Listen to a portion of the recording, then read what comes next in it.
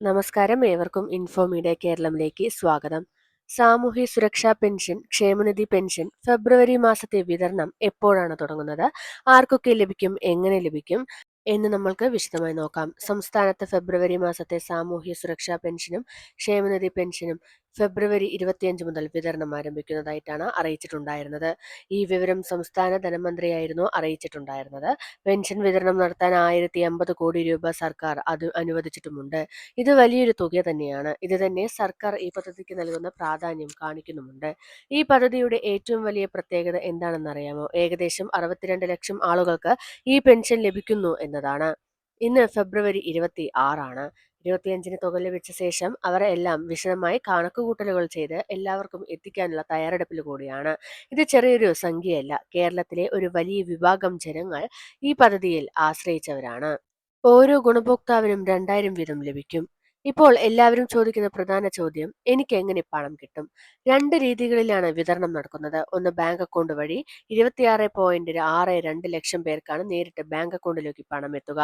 വീടുകളിലേക്ക് എത്തിച്ച് അക്കൗണ്ട് ഇല്ലാത്തവർക്ക് സഹകരണ സംഘങ്ങൾ വഴി വീടുകളിൽ എത്തിക്കും. ഇത് മുതിർന്നവർക്കും അസുഖമുള്ളവർക്കും വലിയ ആശ്വാസം തന്നെയാണ്. ക്ഷേമനിധി ബോർഡുകളിൽ അംഗങ്ങളായവർക്ക് അവരുടെ സ്വന്തം ബോർഡുകൾ വഴിയാണ് പെൻഷൻ വിതരണം നടക്കുക. ഉദാഹരണത്തിന് തൊഴിലാളി ക്ഷേമനിധി, നിർമ്മാണ തൊഴിലാളികൾ, മറ്റ് ബോർഡുകൾ ഇവരുടെ പണം നേരിട്ട് ബോർഡുകൾ കൈകാര്യം ചെയ്യുന്നതായിരിക്കും. ഇപ്പോൾ ഒരു പ്രധാന പ്രശ്നം ഉണ്ടായിരിക്കുന്നു. ദേശീയ പെൻഷൻ പദ്ധതിയിൽ NPS ഉൾപ്പെട്ട 8.46 ലക്ഷം ആളുകൾക്ക് കേന്ദ്ര സർക്കാർ വിഹിതം ലഭിച്ചിട്ടില്ല. ഇത് വലിയൊരു പ്രശ്നമായി മാറിയിരുന്നു. പക്ഷേ ഇവിടെ സംസ്ഥാന സർക്കാർ എടുത്ത തീരുമാനം ശ്രദ്ധിക്കുക. പെൻഷൻ മുടങ്ങാതിരിക്കാൻ 24.21 കോടി രൂപ സംസ്ഥാന സർക്കാർ മുൻകൂറായി നൽകി. അതായത് ആളുകൾക്ക് പണം വൈകാതെ കിട്ടാൻ സർക്കാർ നേരിട്ട് ഇടപെട്ടിട്ടുണ്ട്. ഇപ്പോൾ ഒരു വലിയ താരതമ്യം തന്നെ നോക്കാം.